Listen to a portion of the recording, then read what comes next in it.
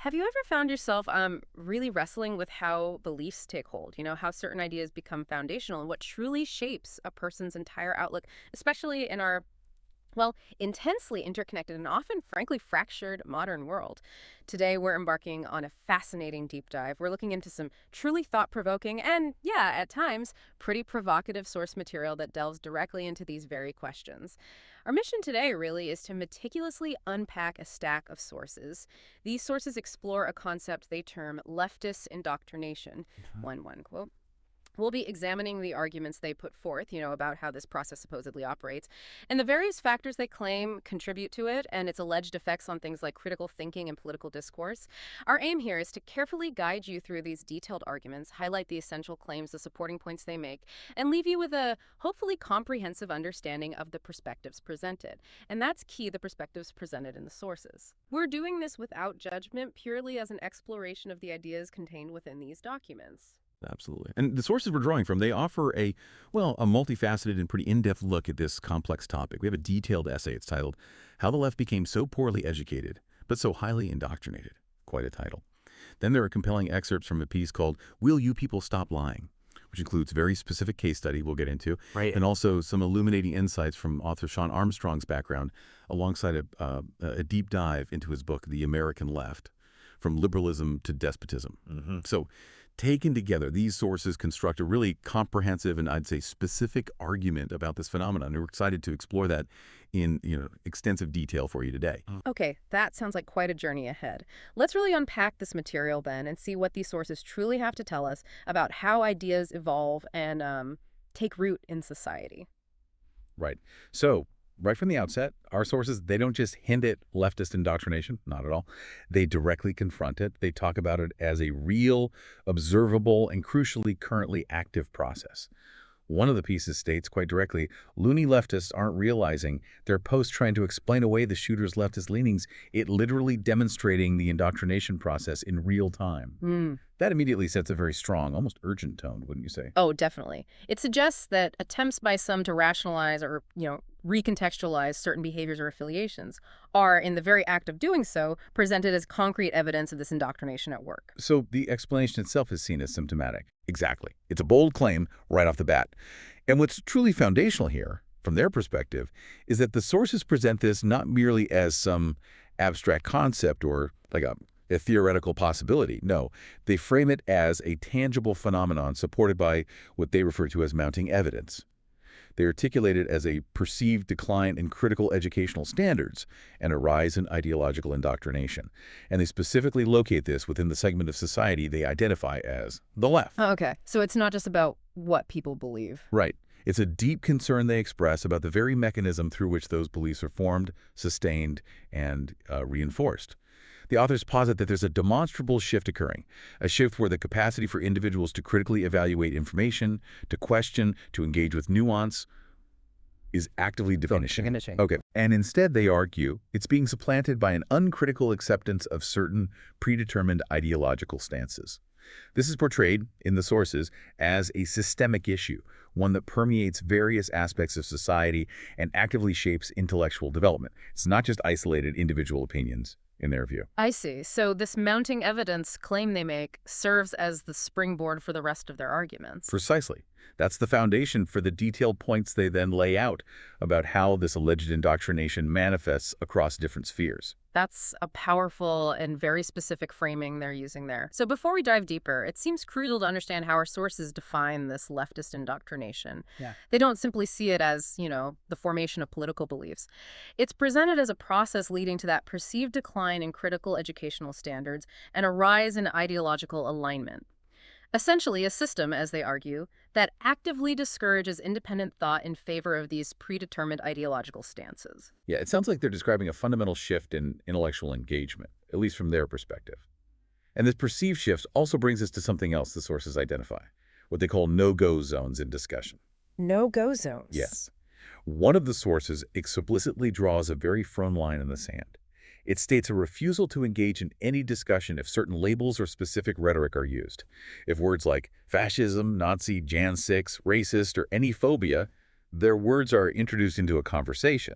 The author states they will assume it's an attempt to justify an attack and will, quote, act accordingly. Wow, that's more than just asking for civil discourse.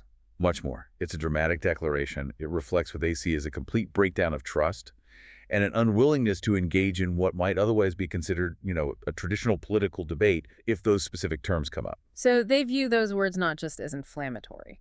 But as tools designed specifically to end productive exchange, signaling an intent, in their view, that goes beyond mere disagreement. It's a really stark illustration of how language itself can become incredibly charged, right? Yeah. And how it can, according to these sources anyway, preemptively halt any robust exchange of ideas. What does this mean for how we even try to understand different viewpoints if the very language we use is seen not as an attempt at communication, but as an act of aggression or justification for hostility? It really underscores the depth of the ideological chasm the sources are describing, where common political terms are viewed as essentially weaponized. Yeah. Yeah. This perspective frames the use of that language as a deliberate tactic to marginalize or silence rather than just, expressing a viewpoint or engaging critically. That's the argument presented. So this intensity, this ideological chasm where even basic language becomes a battleground, according to our sources, this isn't something that just happened overnight. They argue it's the culmination of a deeper ideological metamorphosis. They trace its roots back to what they see as a pivotal shift in the late 20th century. Right. They posit that the left's traditional emphasis on, say, universal social justice began to evolve significantly, and it did so under the pervasive influence of new, distinct doctrines, as they describe it. It's not presented as an abrupt change, then. No, more like a gradual, almost generational ideological transformation, Yeah. building subtly over decades. Okay, so the historical context they provide is absolutely crucial for understanding the claims they're making. Exactly. They're implying that what we observe today, in their view, is a direct culmination of these earlier profound shifts in intellectual frameworks. And they're quite specific.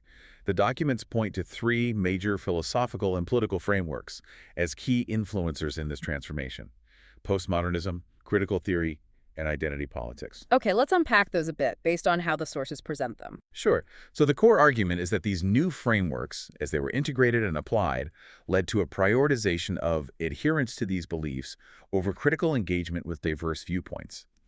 That signifies, in their analysis, a fundamental shift, where the focus ostensibly moved from open inquiry and broad intellectual exploration to a more rigid ideological alignment. Let's take postmodernism first. With its inherent skepticism towards, grand narratives, universal truths, objective reality, the sources see this as fundamentally altering the intellectual landscape. They argue that this deconstructionist approach, when applied broadly, can lead to a belief that all claims to truth are merely power plays. Which would undermine the basis for rational debate. That's the argument, undermining the search for objective understanding. Then there's critical theory. Originating from the Frankfurt School, it seeks to critique societal structures, power dynamics, systems of oppression. The sources suggest that while its initial intentions might have been to uncover injustice, its pervasive adoption, particularly in academic settings, has sometimes led to a singular focus on power disparities. So everything gets viewed through an oppressor-oppressed lens. That's the claim, that it potentially limits exploring other complex factors or solutions. And finally, identity politics. The sources acknowledge its initial aim to elevate voices of underrepresented groups, but they argue this emphasis on group affiliations and experiences, when taken to an extreme, can fragment broader goals. They suggest it might prioritize the unique grievances of specific identity groups over, say, universal class or economic struggles that might traditionally unite diverse individuals under a larger leftist banner. This combination, according to the sources, has reshaped the very intellectual scaffolding of leftist thought, leading to an environment where certain ideas become maybe less open to challenge, potentially at the expense of intellectual breadth and critical analysis.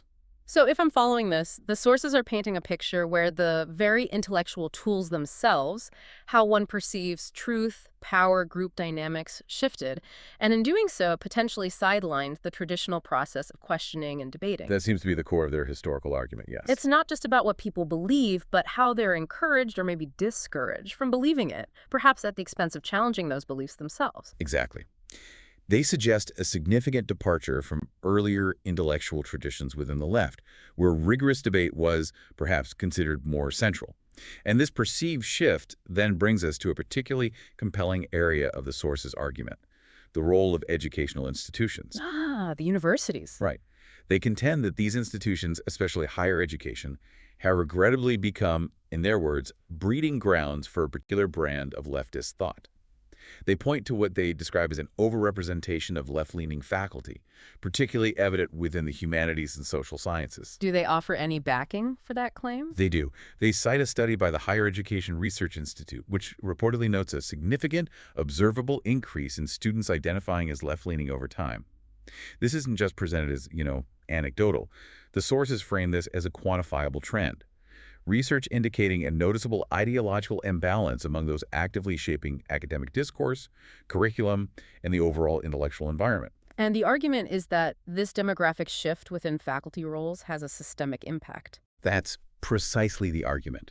A profound and systemic impact, setting a particular ideological tone that then permeates the entire educational experience, influencing how knowledge is constructed and disseminated. That's a significant claim, implying a direct link between faculty views and student views. But here's where it gets really interesting, as you mentioned. The sources suggest this creates what they call a homogeneous ideological environment, an environment where dissenting opinions may be discouraged or even silenced, ultimately leading to ideological conformity rather than fostering genuine critical discourse. They argue that this is an education, in their view, that prioritizes ideological allegiance over the development of critical analytical skills. So for you, the listener, imagine an environment where the primary goal isn't just learning diverse facts or exploring theories, but rather absorbing and adhering to a specific ideological framework. That's the picture they paint. And the sources argue this kind of environment doesn't foster intellectual independence. Instead, they contend it cultivates a compliance that can actively stifle genuine critical inquiry. Because students might fear consequences. Exactly. If students perceive that challenging prevailing viewpoints might lead to negative consequences, lower grades, social ostracism, professional repercussions, the incentive to engage in truly independent thought diminishes significantly. This, according to the sources, is the core of how they see indoctrination operating within these institutions, shaping not just what students think, but how they are allowed, or maybe not allowed, to think about contentious issues. Yes, and the scrutiny goes even deeper, directly to the curricula themselves. What do they say about the actual courses? The sources argue quite strongly that an overemphasis on social justice initiatives and critiques of traditional power structures can leave little room for alternative perspectives. This isn't just about what content is explicitly taught, it's also about what is not taught. Or, perhaps more subtly, what forms of intellectual exploration, what types of questions are not actively encouraged within the academic framework. Are they dismissing social justice entirely? The sources seem careful to clarify. They aren't necessarily dismissing the importance of social justice as a concept or its study. Rather, their critique centers on what they perceive as its singular dominance within certain curricula. They suggest that when the educational focus becomes so heavily geared towards specific social justice narratives, often presenting a particular interpretation of history or economics or social dynamics as the only valid one, other equally valid historical, philosophical, or economic viewpoints that might offer a different lens are either minimized, presented dismissively, or just completely excluded. Creating an imbalance. That's the argument, an incomplete and imbalanced picture for students, limiting their exposure to a full spectrum of thought, and therefore hindering their capacity for comprehensive, truly critical analysis. The implications, according to the sources, are profound for a student's capacity to engage with the world beyond their immediate ideological bubble, potentially making them less adaptable to diverse viewpoints later on. This portrayal of curricula really raises profound questions about the kind of intellectual foundation students are truly receiving. It compels us, to consider, how does this perceived environment shape the intellectual toolkit students acquire? Does it equip them for a world of diverse ideas? Prepare them to critically analyze and engage with multiple perspectives? Or does it, as these sources suggest, inadvertently prepare them primarily for a world that simply confirms their existing ideological frameworks, potentially limiting their intellectual versatility? A big question. And beyond the formal realm of education, our sources highlight the incredibly powerful, pervasive role of wider cultural narratives and media in this process. Right. They claim these platforms are instrumental in actively reinforcing leftist ideologies. Yeah. Consistently promoting narratives, they say, centered around themes of victimhood, systemic oppression, and calls for social justice. So the messaging isn't just in the classroom. Not according to these sources. It's a pervasive current flowing through daily media consumption, cultural products that saturate our lives. Everything from mainstream news, documentaries, popular entertainment, even advertising, can, in the view of these sources, subtly or overtly promote these narratives. And the cumulative effect? A continuous, almost inescapable stream of reinforcement for particular viewpoints, making them seem natural, universally accepted, or even morally imperative. That's the argument. And this is precisely where social media algorithms, as described by the sources, come into play with significant force. The infamous algorithm. Indeed. They argue these platforms are not neutral conduits for information. Instead, they are designed to actively create and maintain echo chambers. These amplify specific narratives while simultaneously marginalizing or filtering out dissenting voices. And this promotes a certain worldview. Yes, the sources assert this algorithmic curation promotes a worldview that may eschew critical inquiry in favor of ideological affirmation.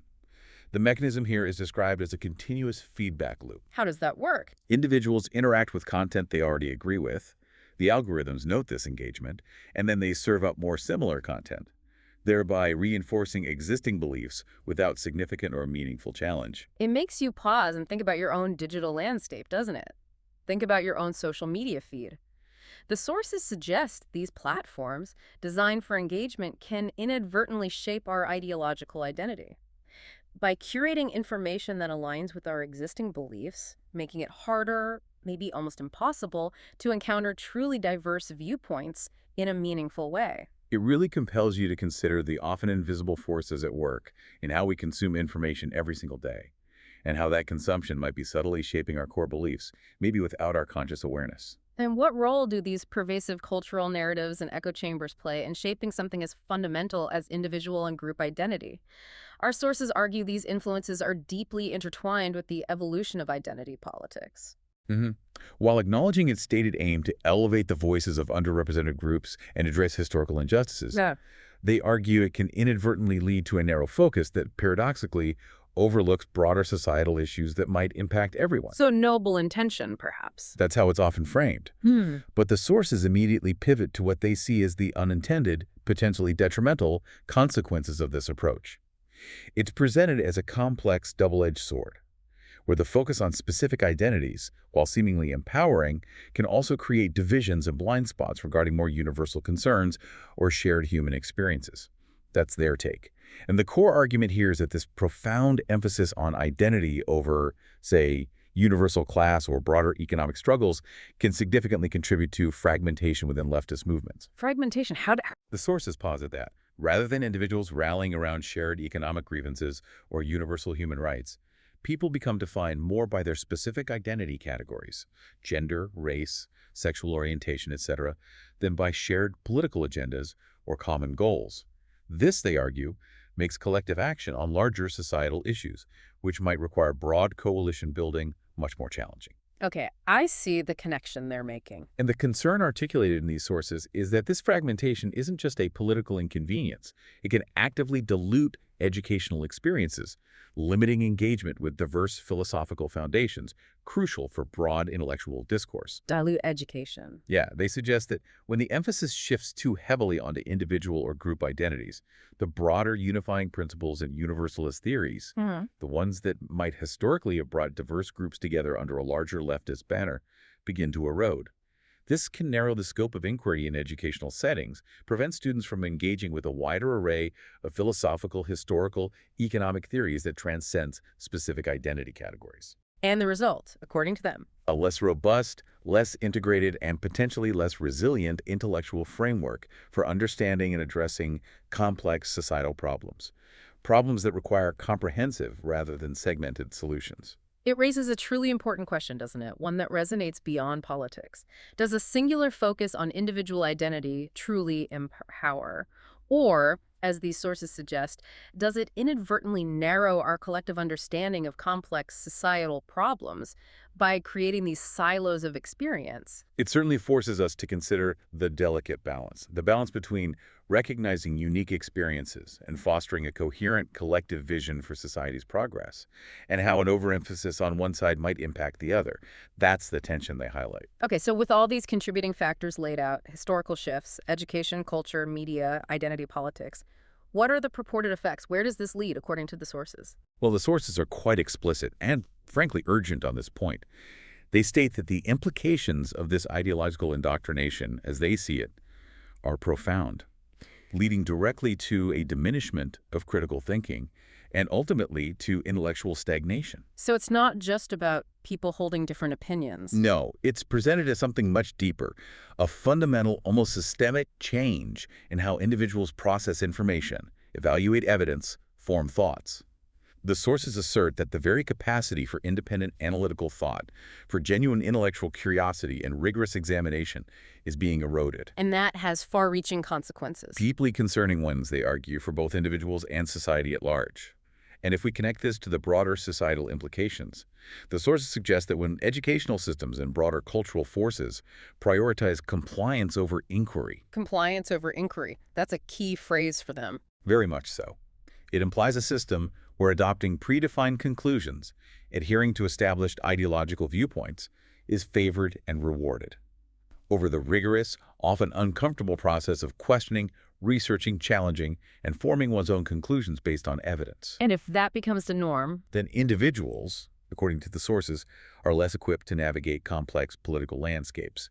They lack the necessary intellectual tools to discern truth from falsehood, evaluate competing arguments fairly, or adapt their thinking when faced with new, challenging evidence. an intellectual atrophy. That's the term they might use. The sources contend this leaves individuals vulnerable to manipulation, less capable of contributing meaningfully to nuanced public debates, and ultimately less able to make informed decisions in a complex world because their critical faculties have been weakened or deliberately unpracticed. Suggesting a society where intellectual growth is stunted by ideological rigidity. That's the stark picture painted. A very sobering thought, a system that might disincentivize true inquiry. And how do the sources suggest this diminishment of critical thinking actually manifests in our current societal discourse? Well, they argue it manifests quite tangibly in what they describe as the rise of cancel culture. Ah, cancel culture. Right. Recurring theme. Yes, where dissenting opinions are often swiftly marginalized or attacked. Mm-hmm. This creates an environment, they suggest, where the fear of repercussions, social ostracization, reputational damage, professional consequences can lead individuals to simply avoid engaging with opposing viewpoints altogether. A chilling effect on free expression. Exactly. It paints a picture where the potential social or professional cost of expressing a non-conforming idea or even asking a challenging question far outweighs the desire for open dialogue and intellectual exploration. And this dynamic, according to the sources, directly hinders what they call the robust exchange of ideas necessary to a healthy democracy. So instead of debate, What emerges, often, is a silencing of disagreement. The consequence isn't just a simple lack of diverse opinions being heard, but a profound chilling effect on intellectual bravery itself. intellectual bravery, interesting term. When individuals are afraid to voice their honest thoughts, to genuinely challenge a prevailing narrative or question an accepted orthodoxy for fear of being canceled, the marketplace of ideas shrinks dramatically. That's the concern. And potentially valuable insights get lost. That's what the sources argue. Crucial critiques or innovative solutions might never be brought to the table, leading to a less informed, less adaptable, and ultimately less resilient society.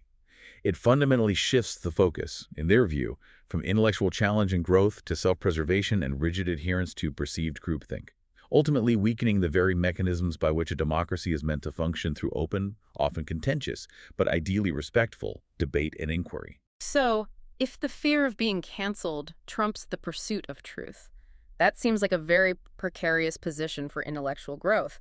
But the sources push this even further, don't they? They make a very serious, quite provocative claim about the potential ultimate outcome of this climate. They do indeed, and this is perhaps one of their most concerning assertions. The sources argue that this climate of ideological conformity and suppressed dissent can make it incredibly challenging for individuals to advocate for themselves or for genuine intellectual freedom.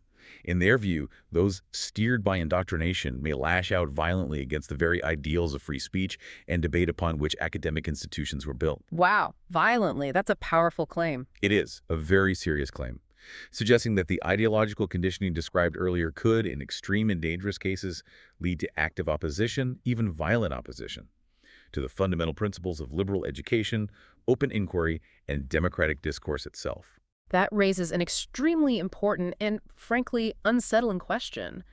How does a system originally designed with the highest ideals to educate, foster intellectual freedom, encourage critical thought, how does it potentially create conditions where the very principles of open discussion and freedom of expression are actively undermined, disregarded, or even violently opposed? The sources present this as a critical and dangerous outcome of the indoctrination process they describe. It forces us to consider the ultimate trajectory and potential long-term societal consequences of the trends they identify. If the environment meant to foster freedom instead nurtures a rejection of that freedom when it conflicts with ideology. Then the very purpose of education is, according to these sources, not just subverted, but actively inverted, with alarming implications for the future of democratic societies. Okay, to try and illustrate these profound claims and move from the theoretical discussion of indoctrination to a very specific real-world scenario, our sources point to details surrounding Tyler Robinson, whom they describe as an alleged assassin of Charlie Kirk, and they specifically highlight the involvement of Robinson's transgender partner. Right. This case is presented by the sources as concrete evidence to support their broader arguments about radicalization and its sources, and they go into considerable detail here, noting that Robinson's transgender partner reportedly cooperated extensively with the FBI. This cooperation, they underscore, was crucial to locating and apprehending Robinson. So the partner played a key role. A pivotal role, according to the sources. The partner who was living with Robinson and was in the process of transitioning from male to female shared specific text messages and other communications with investigators. These discuss critical operational details like leaving a rifle at a drop point and the intriguing act of engraving bullets. These are specific law enforcement details the sources provide. Yes, emphasizing the partner's instrumental role. The information provided communications, confirming their living situation. Relationship was presented as key to the apprehension. This level of granular detail, provided by the sources, aims to lend significant credibility and immediacy to their broader argument about the pathways and manifestations of radicalization. Now, initially when news of this incident broke, there were some unverified reports circulating, right, about the bullet engraving, something about transgender ideology. That's correct. But the sources make it explicitly clear that these initial reports were later corrected and clarified by law enforcement. Instead, the actual inscriptions found on the bullets referenced internet memes and anti-fascist themes. Okay, that's an important correction. Very important, because it decisively shifts the focus of the supposed ideological motivation, as presented by the sources, directly towards online culture and specific political leanings, rather than linking it to the partner's personal identity or transition. Redirecting the listener's attention. Exactly. To the specific ideological milieu the sources are critiquing. And what's truly fascinating and quite revealing, according to the sources, is the specific, intricate nature of these bullet inscriptions. They are presented as strong indicators that Robinson was profoundly steeped in online culture and specific ideological currents. Can you give us some examples from the sources? Sure. They detail several. One fired casing reportedly read, "Notices bulges. OAO. What's this?" Okay, what is that? It's a direct reference, the sources say, to a recognizable copy pasta internet meme, often used sarcastically, ironically, provocatively, particularly within certain online communities for trolling or humor. But sources highlight this as showing a deep familiarity with very niche yet widespread online subcultures and their specific ways of communicating. Got it. What else? An unfired casing had "Hey fascist, catch," accompanied by an arrow sequence. Yeah, the sources note this could be interpreted as an anti-fascist symbol or even a gaming cheat code, illustrating a blend of overt political messaging with elements of online gaming culture. So a mix of politics and gaming internet culture. Right. The "Hey fascist, catch" is direct confrontational politics. The arrow sequence taps into a more niche online subculture, suggests a multi-layered influence. Another casing featured lyrics from Bella Ciao. Bella Ciao, the Italian song. Yes, the sources describe it as a poignant song honoring WWII-era Italian resistance fighters against Nazi Germany. This reference is particularly significant as it explicitly links the alleged motivations, in the source's view, to a historical symbol of anti-fascist struggle. It provides a historical and political dimension beyond the online memes, suggests an awareness of broader, historically rooted ideological currents. Okay, one more. And a third unfired casing carried the distinctly internet-specific trolling humor. If you read this, you are Gail Mao. Right. Right. More crude internet humor. Exactly. Points again to a use of provocative online humor, common in certain spaces, often used to elicit a reaction or signal affiliation with a digital subculture. The sources meticulously use these specific details, you see, to paint a comprehensive picture. A picture of an individual deeply immersed in a particular digital and ideological ecosystem, one that, in their argument, contributes directly to the radicalization process they describe. That deep dive into the inscriptions really brings the online cultural aspect to life. And the sources also take a moment to define Antifa, right? They do, describing it as a loose collection of far-left activists active in the U.S., opposing Trump's policies and far-right groups. So you see a very direct link being drawn by the sources between these specific online and anti-fascist themes found on the bullets and the alleged actions of Tyler Robinson. Precisely. This is all presented as part of their broader argument about leftist indoctrination, tying the specific, granular details of this case directly to the larger ideological framework they are critiquing. And this leads them to a very direct, very potent rhetorical conclusion. The sources then make a very strong, pointed connection, stating that the same people that were celebrating Charlie Kirk's assassination have been teaching interacting with your kids this whole time, and you're still asking, how did Heshe, there are only two and you can't switch up, get radicalized? Wow. That's quite a statement. It's a powerful rhetorical device, clearly designed to shock and provoke the listener. It implies a widespread, insidious influence, suggesting the radicalization pathway isn't distant or abstract, but rather something deeply embedded in daily life, schools, communities, everyday interactions. And the parenthetical remark. There are only two and you can't switch up. Yes, that's notably included by the sources. It reflects a specific ideological stance on gender identity and frames the broader question of radicalization within that particular worldview. It's a truly powerful, almost confrontational statement, suggesting that the radicalization pathway is, according to these sources, deeply embedded in pervasive cultural and educational environments. Perhaps far more pervasive and closer to home than many might assume. It certainly challenges you, the listener, to look for these influences and connections in places you might not have considered before, suggesting that the question of how did this happen has a readily available, albeit unsettling, answer within the context of their arguments. Okay, let's shift our focus now slightly. Let's talk about Shaun Armstrong, an author whose extensive body of work is presented as directly relevant to our deep dive.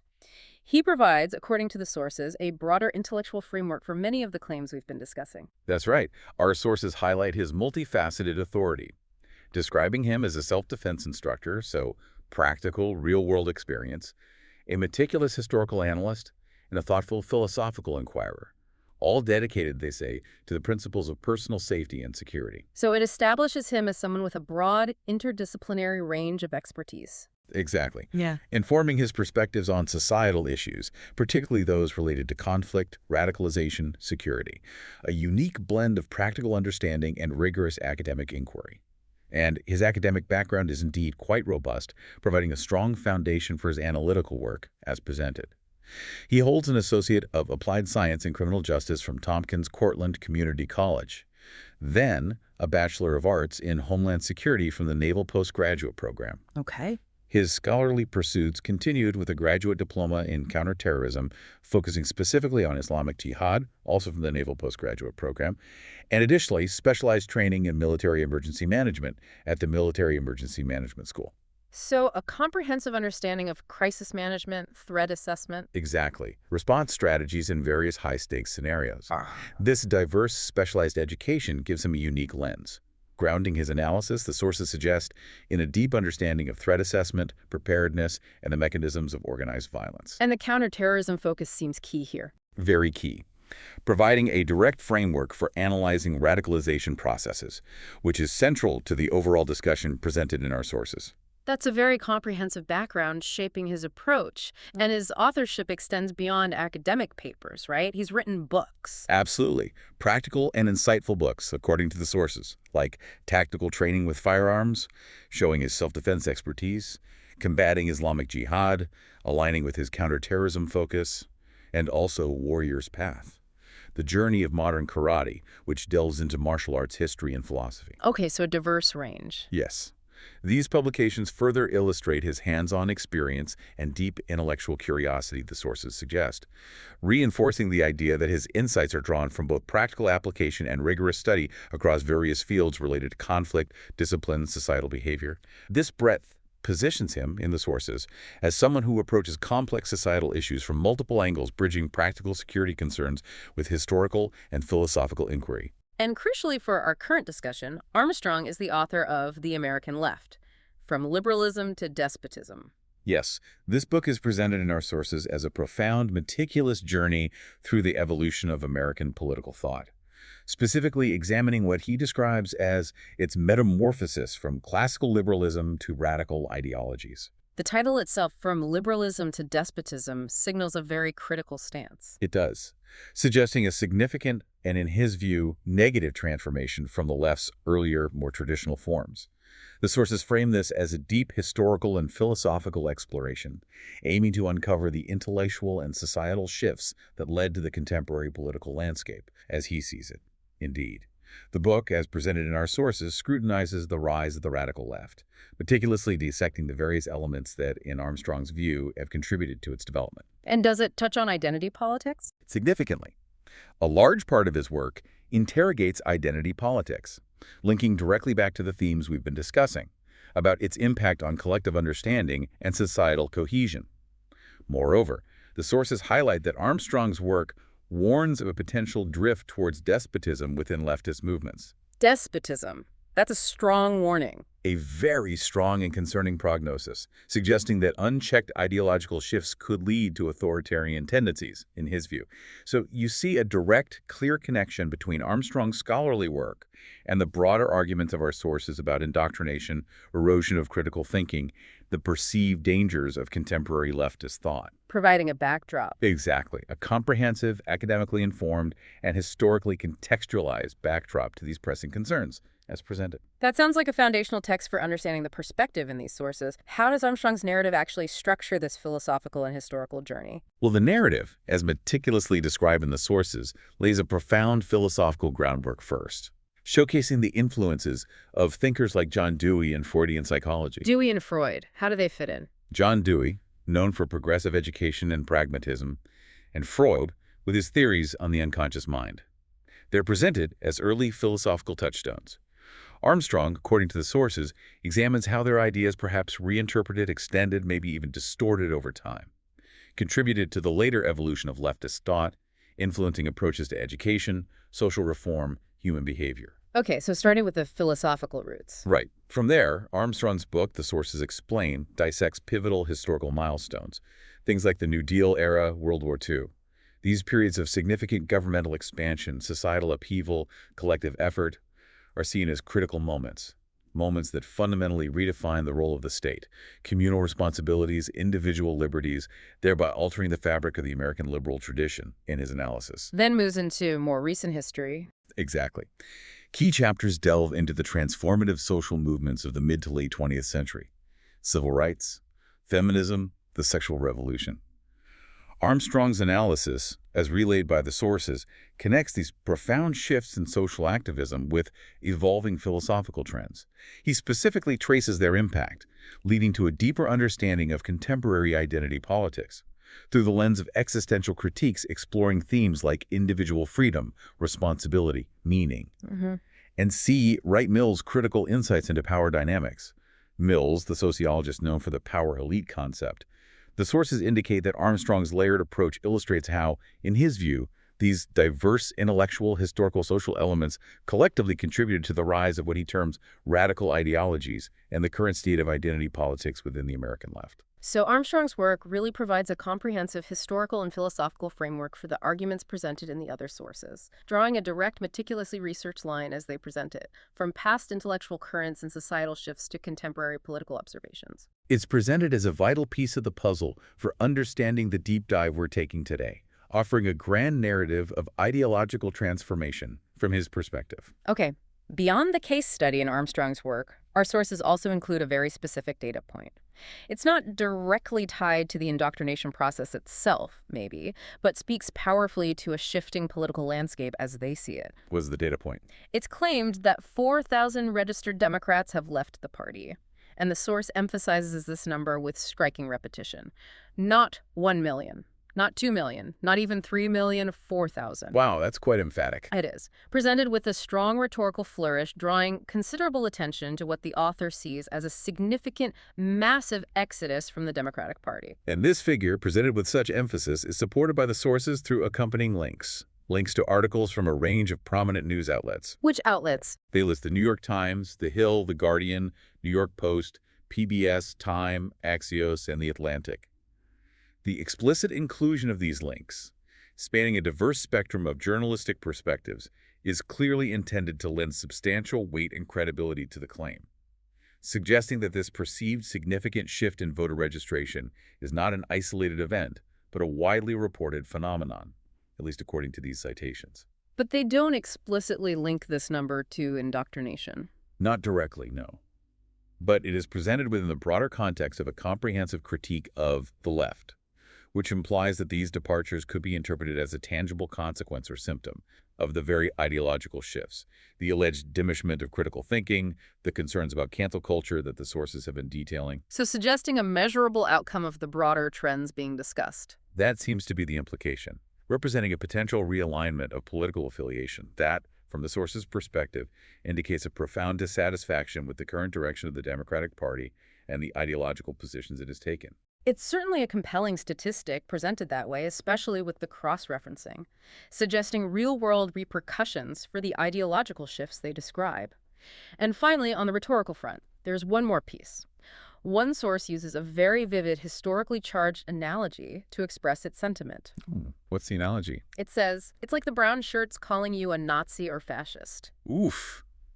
That is a very strong, indeed incendiary historical comparison, intentionally invoking the imagery of the Nazi Party's paramilitary wing, known for brutal intimidation and violence. It reflects the extreme intensity of the feelings, doesn't it? Absolutely.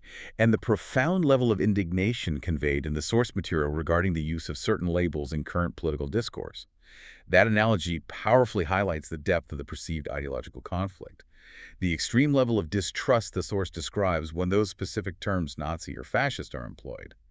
It reinforces the idea that, for the author, such language isn't merely an accusation, it's seen as hypocritical and deeply aggressive. Suggesting the accusers are employing similar tactics. That's the implication in the analogy, that the accusers themselves are, in the author's view, employing tactics or holding ideologies historically analogous to those they condemn, thereby rendering their accusations disingenuous, profoundly ironic, and overtly hostile. It conveys a real sense of indignation. Profound indignation and moral outrage from the perspective of the source, suggesting these labels are not just inaccurate but actively weaponized in an ideological battle that has, for the author, crossed a critical line. This comparison is deliberately meant to underscore the severe breakdown in civil discourse and the profound weaponization of political language that the sources perceive as currently endemic. #outro. So after all that, what does this truly mean for you as we step back from this exploration? Today, we've taken an extensive deep dive into sources exploring what they term leftist indoctrination. We meticulously examined arguments that trace its alleged roots through significant historical shifts in political thought. We've explored the asserted role of educational institutions, which the sources claim have become breeding grounds for ideological conformity, and the powerful cultural influences, particularly social media echo chambers, which they argue reinforce these beliefs. Right. And we delved into the impact of identity politics, presented as a force that can lead to fragmentation rather than unity. We then looked at the alleged consequences of this indoctrination as presented, from a diminishment of critical thinking and intellectual stagnation to the unsettling rise of cancel culture and the suppression of dissent, even extending to the possibility, they claim, of violence against free speech principles. We also explored that specific case study involving Tyler Robinson, the alleged assassin of Charlie Kirk, and the intriguing details of his bullet inscriptions, which the sources use as concrete evidence, in their view, of online radicalization. And finally, we touched upon Shawn Armstrong's scholarly work, particularly The American Left, from liberalism to despotism, which provides a broader historical and philosophical context for these arguments as presented, and noted other critical observations from the sources about shifting voter allegiances and the intensely charged rhetoric currently dominating political discourse. If we try to connect all these intricate threads to the bigger picture, the sources collectively present a very clear And, yeah, some might argue stark warning. A warning about the current state of critical thinking and open discourse in society as they perceive it. They challenge us profoundly to consider how ideologies are not just formed, but actively reinforced, defended, and in their view, potentially weaponized in an information-rich, often polarizing world. Sure. This entire discussion raises an incredibly important, complex question for you, the listener. How do these pervasive and interconnected influences, ranging from, subtle curriculum choices in education to the powerful algorithms shaping your social media feed, how do they shape not just what people believe, but their very capacity to question those beliefs, to engage in meaningful debate, to ultimately interact constructively with perspectives far different from their own? And the implications. And what are the long-term societal implications if these arguments, as presented by our sources, hold true for the future of democratic engagement and intellectual freedom? That definitely leaves you with a lot to consider, doesn't it? A truly thought-provoking deep dive into the complex, often contentious forces shaping our intellectual and political landscapes. We hope this comprehensive exploration has given you a clearer, perhaps more nuanced understanding of these detailed arguments, and maybe spark some further curiosity and critical reflection of your own. Thank you for diving in with us on The Deep Dive.